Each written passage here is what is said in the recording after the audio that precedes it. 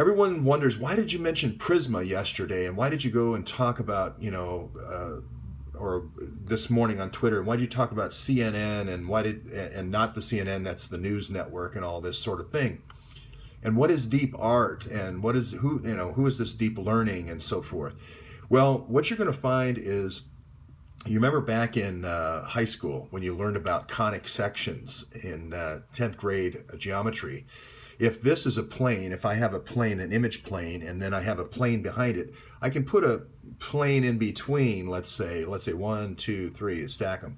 So I have kind of like what is called a convolution plane here. I can change things. Before this light gets from here to here, I could put a lens here and make it fisheye lens and blow it up, let's say, so forth.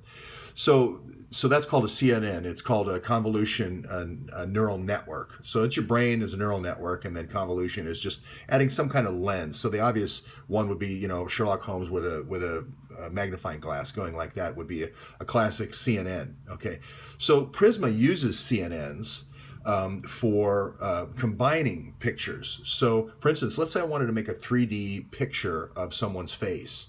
I could use all their selfies from all the selfies they've taken over time to construct a 3D model.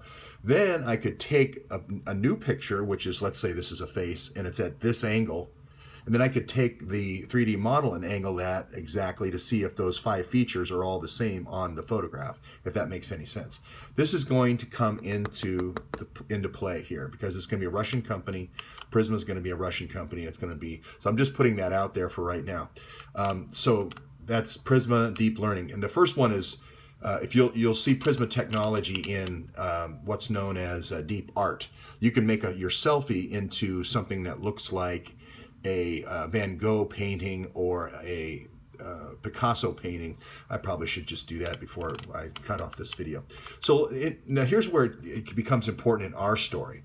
You can take now images, all right, of these UF6 containers, right, and different ones. I think this is going to be the 12-foot container with 2 dumbbells on the end for protective nature. There's going to be the 4-foot wide one. So we're going to be able to figure out the 4-foot wide one, 2-foot wide, and then you can cut it, and basically then put it into image search and then search for it. So this will be one of those self-learning networks as well, and it'll be a sort of a CNN. It'll be a slow motion CNN where we'll be able to get more and more and more pictures of these things.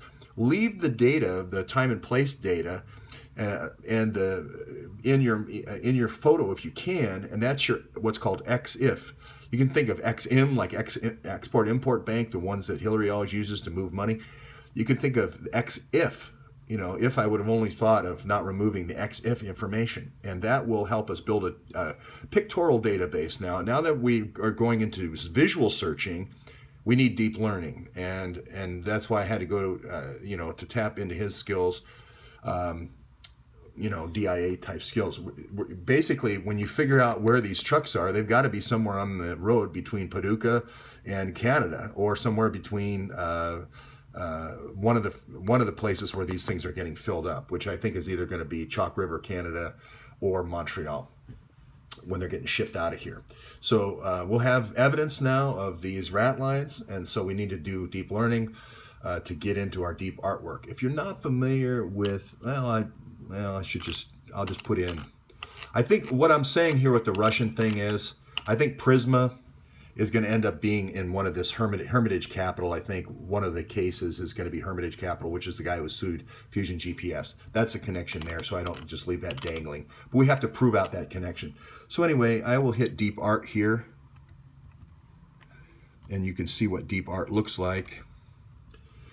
Now what I do here is, let's see, all one word, deep art. I guess I'm the only one who talks about deep art.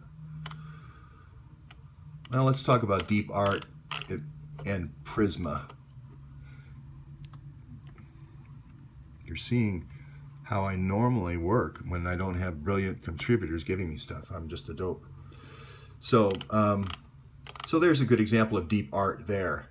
Now what I do is I take the selfie, which is, let's say, right here, and then I say, okay, here's a picture I want to compare it to in the background, which looks like a Picasso painting. And then as a pixel travels from my screen to the from my eye to the screen, I'm going to change it. I'm going to say, you got a choice, pixel, halfway down the track. You can either be like that pixel in the Picasso painting, or you can be like this one. And since Picasso uses all these, or let's say with that's the geometry, Picasso uses the cubist geometry.